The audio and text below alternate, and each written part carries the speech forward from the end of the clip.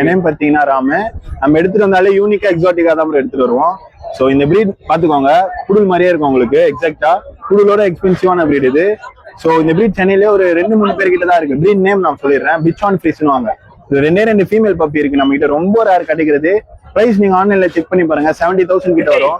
நம்ம வெறும் 30,000 தான் கோட் பண்றோம். 2 பப்பி இருக்கு. பப்பி ரெண்டுமே எக்ஸலண்டா இருக்கும், நல்ல கேர்லி ஹேர்ல செமி கல்ல.